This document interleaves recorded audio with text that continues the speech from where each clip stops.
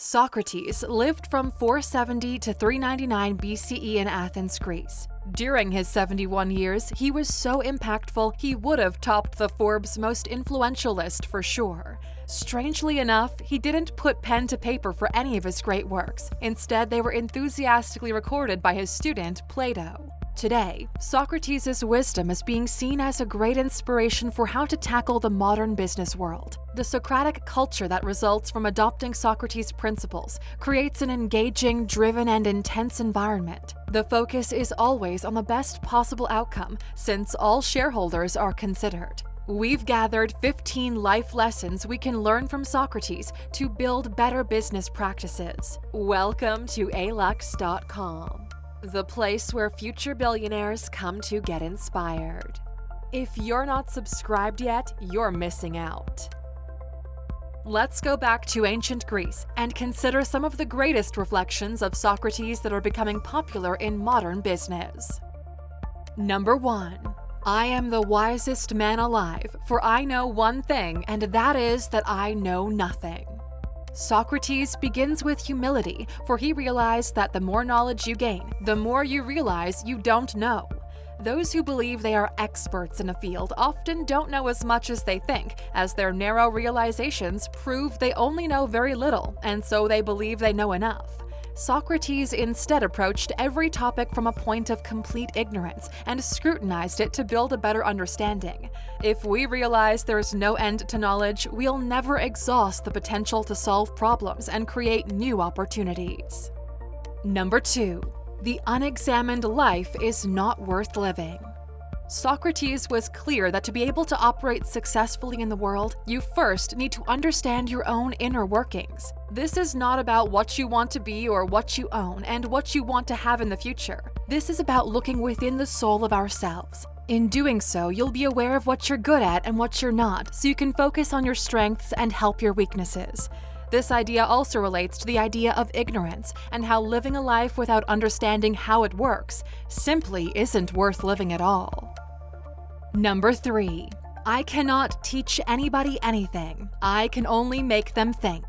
Another of Socrates' humbling principles is similar to the saying, you can lead a horse to water, but you can't make them drink. The role of a true leader is to empower those below you, but there's no way to force anyone to onboard knowledge. The best way to achieve this is to engage them to think, and this is where the best business practices are finding a new groove and reaping the rewards. Keep watching for more on this. Number 4. Understanding a question is half an answer. So, how does one get the horse to drink, or think in this case? Socrates placed great importance in asking questions. In fact, it was often the way he taught. You might have already noticed the Socratic method creeping into boardrooms and conferences you've attended. It's basically a series of questions being asked in various techniques. The idea is to engage critical thinking. Instead of asking your team simple questions like, what were the figures for the fourth quarter? Rather, engage a discussion that can lead to understanding and solutions, such as, what do you think led to the figures we achieved in the fourth quarter? Then listen to the answers. A big part many of us forget about asking questions is allowing people the time to answer them while we listen. Typically, we ask questions to gain 3 types of insights: priorities, possibilities, and probabilities. Use different questions to help hone in on what your needed particular outcome is.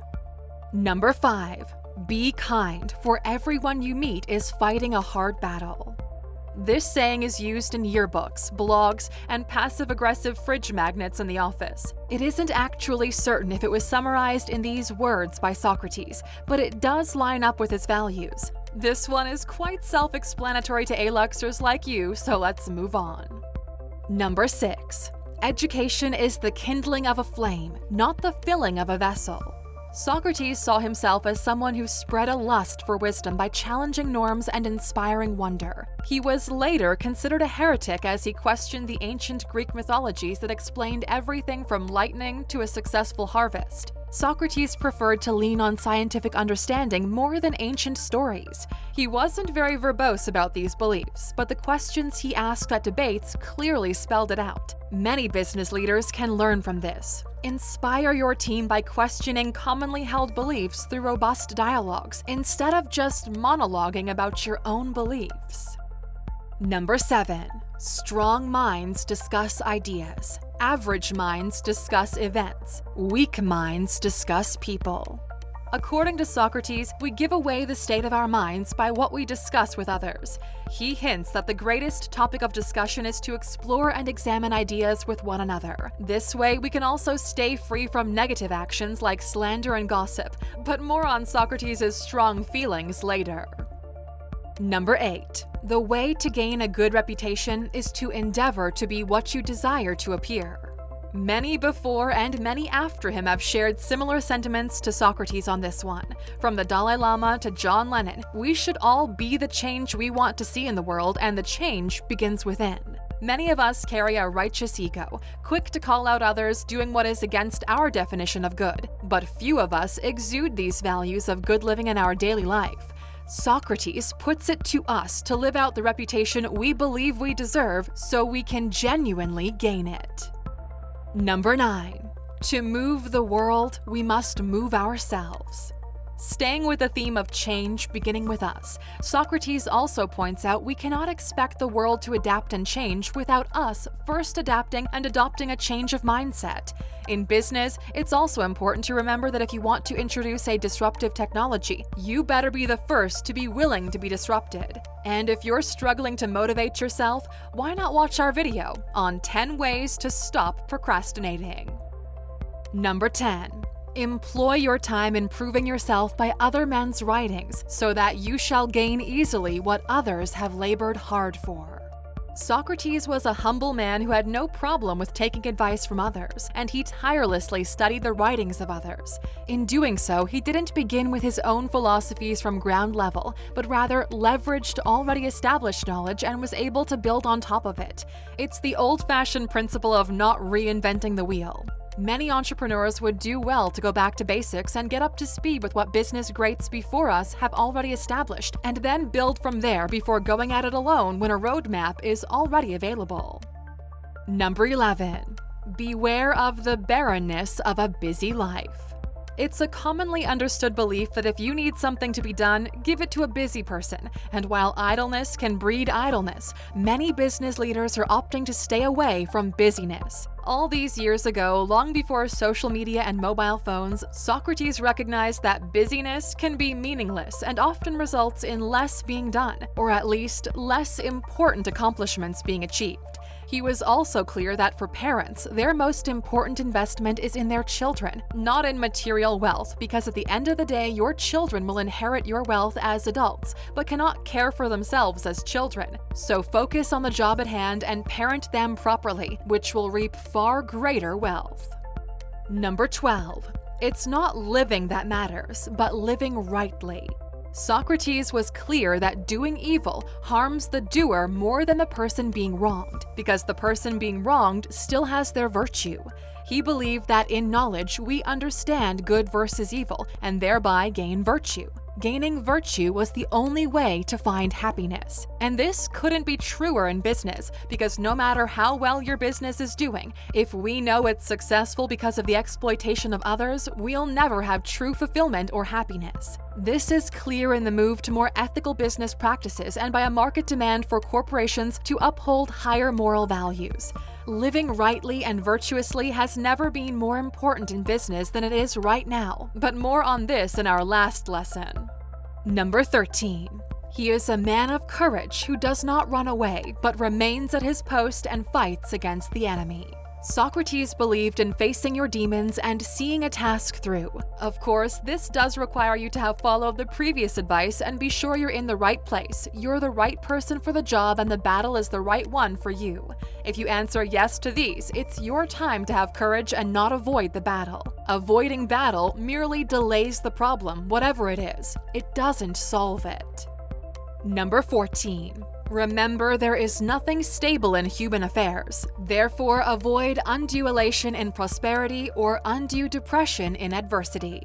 As an entrepreneur, you've probably been told to get a stable job and an income you can rely on rather than pursue your business venture. But Socrates points out that nothing is stable or predictable. Therefore, we shouldn't put too much emphasis on celebrating our achievements, and on the flip side, not too much weight on our failures either. In adopting this mindset, we learn that nothing is constant but change, and the only way to measure our personal success is really in our ability to navigate good or bad moments and keep moving ahead. And if you're enjoying these business lessons, head over to one of our other business leader videos. Why not start with Elon Musk? Number 15. If a man is proud of his wealth, he should not be praised until it's known how he employs it. We mentioned earlier there's never been a more important time to be virtuous. The public have never scrutinized and mobilized themselves in such a way since the birth of online social networks. If you aim to maintain your upward business trajectory, be sure you build your wealth on the basis of good and virtuous practices, or your fall from public grace will be the only thing you'll be banking on. And Aluxers, here we are at the end. Which of these values do you already use in your business life? And which of these do you see yourself adopting to achieve business success? Let us know in the comments. And for sticking with us until the end, here's your bonus. I am not an Athenian nor a Greek, but a citizen of the world.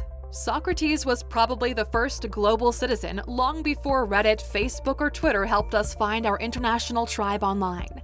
Socrates had already gained the insight that before any creed or nationality, we're part of a global community. For some of us, it took a tragedy like the COVID-19 outbreak to realize our interconnectedness as a species and our interreliability as the human race. Socrates was way ahead of the curve, and his renouncement of his nationhood cost him his life, but he never lost his humanity. Thank you for spending some time with us, Aluxers. Make sure to like and subscribe so you never miss another video. We also handpicked these videos, which we recommend you watch next. You can talk to us on all social medias or ask a question on our website, Alux.com. Thank you for being an Aluxer, and we'll see you back tomorrow.